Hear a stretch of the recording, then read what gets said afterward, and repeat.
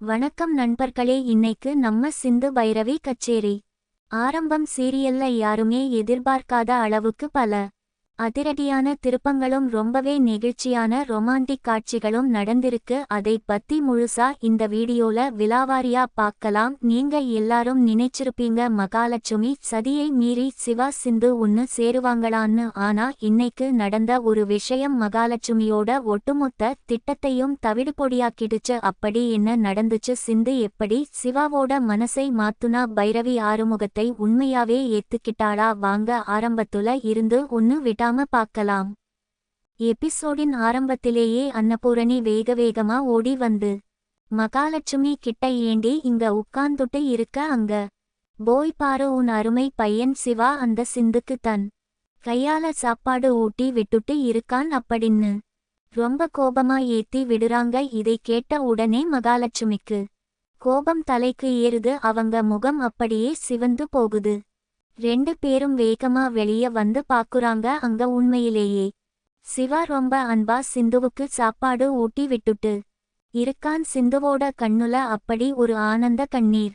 அவளுக்கு தன் கணவன் தன் மேல இவ்வளவு பாசம் வச்சிருக்கானேன்னு ஒரு பக்கம் ஆச்சரியமும் இன்னொரு பக்கம் சந்தோஷமும் கலந்த ஒரு உணர்வு. இதை பார்த்த உடனே மகாலட்சுமிக்கு அப்படியே பகீர்னு ஆகுது. நேரா போய் சிவா கிட்ட, என்னடா பண்ணிட்டு இருக்க, இவ என்ன சின்ன குழந்தையா, நீ சாப்பாடு ஊட்டி விடுற அப்படின்னு ரொம்ப சத்தமா கத்துறாங்க. அதுக்கு சிவா எந்த ஒரு பதட்டமும் இல்லாம ரொம்ப அமைதியா, சிந்துவோட கையில அருவா வெட்டு பட்டுருக்கு, அவளால எப்படி அவ கையால சாப்பிட முடியும், அதான் நான் ஊட்டி விடுறேன் அப்படின்னு சொல்றான். ஆனா மகாலட்சுமி விடுவாங்களா? இன்னொரு கை நல்லா தானே இருக்கு, அந்த கையில சாப்பிட வேண்டியது தானே. வீட்ல இருக்கிறவங்களை எல்லாம் வேலை வாங்குறதுக்காகவே இவ இப்படி நடிக்கிறா அப்படின்னு சிந்துவை பார்த்து ரொம்ப கேவலமா பேசுறாங்க.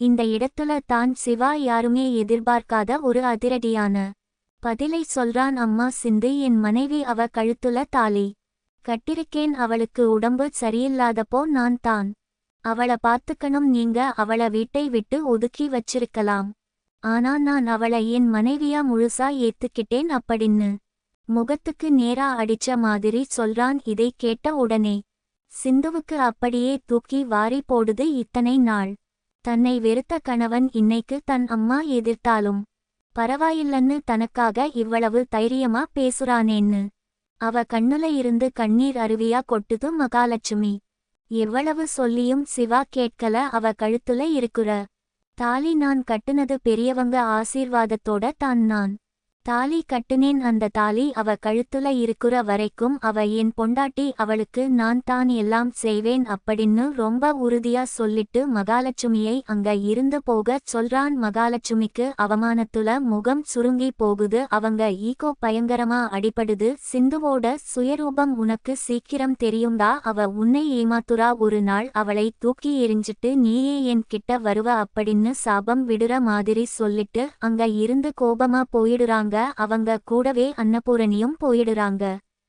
அவங்க ரெண்டு பேரும் போனதும் சிந்து ரொம்ப இமோஷனல் ஆகி வாய் விட்டு அழுவுறா. என்னால தான் உங்களுக்குள்ள எப்பவும் சண்டை வருது, நான் இங்க வீட்ல இருக்குற வரைக்கும் உங்களுக்கு நிம்மதி இருக்காது, நான் யாருக்கும் எந்த பாரமாவும் இருக்க விரும்பல, நான் இங்க இருந்து போயிடுறேன் அப்படின்னு சொல்லி ரொம்ப கண் கலங்குறா. அவ முகத்துல அவ்வளவு ஒரு குற்ற உணர்ச்சி.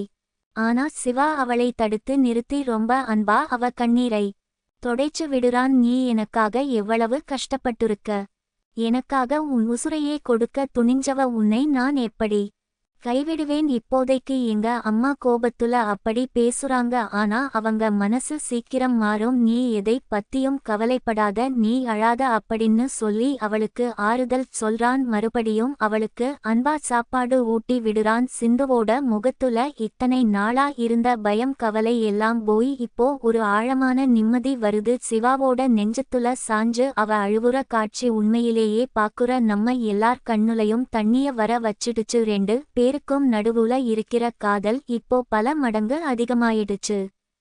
இன்னொரு பக்கம் மாடியில அன்னபூரணி காய வச்ச துணியை எடுத்துட்டு இருக்காங்க. அப்போ ஆறுமுகம் ரொம்ப சந்தோஷமா அங்க வரான். அன்னபூரணி ஆறுமுகம் கிட்ட, என்னடா பைரவி இப்பல்லாம் ரொம்ப கோபப்படுறது இல்லையே, முன்ன மாதிரி வீட்ல சத்தம் போடுறது இல்ல அவ மனசு மாறிட்டாளா அப்படின்னு கேக்குறாங்க அதுக்கு.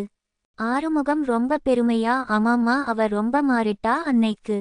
என் கையில சுடுதண்ணி கொட்டிக்கிட்டப்போ அவ மேல தான் தப்புன்னு.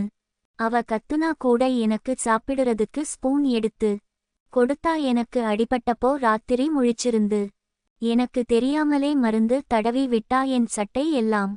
அவளே கஷ்டப்பட்டு அயன் பண்ணி கொடுத்தா. அது மட்டுமா, நான் வயல்ல வேலை செஞ்சப்போ என் கையில காயம் பட்டிருக்குன்னு எனக்காக அவளே வந்து வயலுக்கு தண்ணி பாய்ச்சுனா. அவ மனசுக்குள்ள என் மேல ரொம்ப பாசம் இருக்கு, ஆனா வெளியே தான் கோபப்படுற மாதிரி விரைப்பா நடிக்கிறா அப்படின்னு அவ செஞ்ச ஒவ்வொரு சின்ன சின்ன விஷயத்தையும் ரொம்ப ரசிச்சு சொல்றான். இதை கேட்டு அன்னபூரணிக்கு ரொம்ப சந்தோஷம். ஆனா இருந்தாலும் அவ எப்ப வேணாலும் மாறுவா, கொஞ்சம் ஜாக்கிரதையா இரு, அவ ஒரு வரட்டு பிடிவாதக்காரி, அவ கோபத்தை நீ தான் பொறுத்து போகணும் அப்படின்னு அறிவுரை சொல்றாங்க. ஆறுமுகமும் சரிம்மா நான் பாத்துக்குறேன் அப்படின்னு சொல்லிட்டு சந்தோஷமா மாடியில இருந்து கீழே போறான். பைரவி மனசுல கொஞ்சம் கொஞ்சமா ஆறுமுகம் மேல காதல் மலர்றத இந்த சீன் ரொம்ப அழகா காட்டுது. அவங்க ரெண்டு பேரும் சீக்கிரமே ஒன்னு சேர்ந்துருவாங்கன்னு நமக்கு தோணுது.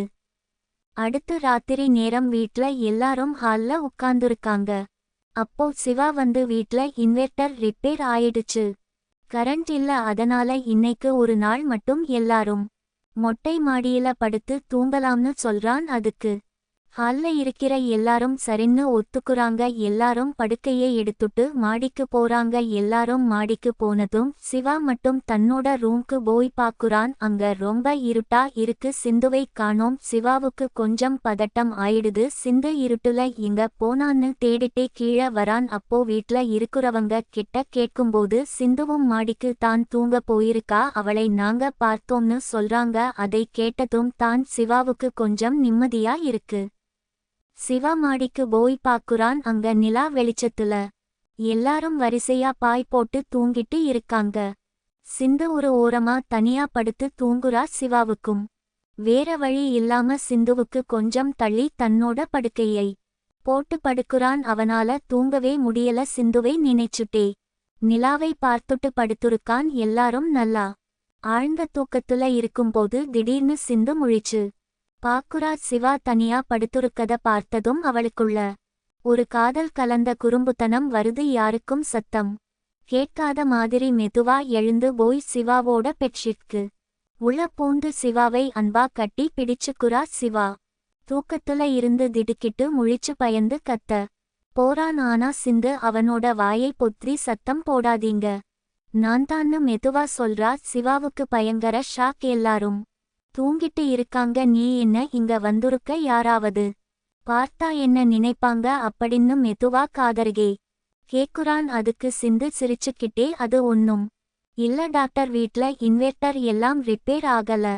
நான் தான் உங்க கூட இப்படி மாடியில நிலா வெளிச்சத்துல எல்லாரும் தூங்கும்போது உங்க பக்கத்துல படுத்து தூங்கணும்னு ஆசைப்பட்டு மெயின் பியூஸ நானே புடுங்கி ஒளிச்சு வச்சுட்டேன் அப்படின்னு ஒரு பெரிய உண்மையை உடைக்கிறா. இதை கேட்டதும் சிவாவுக்கு சிரிப்பதா கோபப்படுவதான்னே தெரியல. அவ்வளவு பெரிய வீட்லயே கரண்ட் இல்லாம பண்ணிட்டு இங்க வந்து இப்படி எல்லாரும் இருக்கும்போது ரொமான்ஸ் பண்ணிட்டு இருக்காளே, இவளுக்கு எவ்வளவு தைரியம் அப்படின்னு அவளை செல்லமா திட்டுறான். அதுக்கப்புறம் ரெண்டு பேரும் பெட்ஷீட்க்கு உள்ளேயே ஒருத்தருக்கு ஒருத்தர் அன்பா பேசிக்கிட்டு ரெண்டு பேரோட விரல்களையும் சேர்த்து ஹார்ட் சிம்பல் செஞ்சு ரொம்ப ரொமாண்டிக்கா அவங்க காதலை வெளிப்படுத்துறாங்க. சிந்துவோட இந்த தைரியமான ரொமான்ஸ் சிவாவை முழுசா மாத்திடுச்சு. சிவாவும் சிந்துவை அன்பா கட்டி அணைச்சுக்குறான். இப்படியே இந்த எபிசோட் ரொம்ப அழகாவும் இனிமையாவும் முடியுது.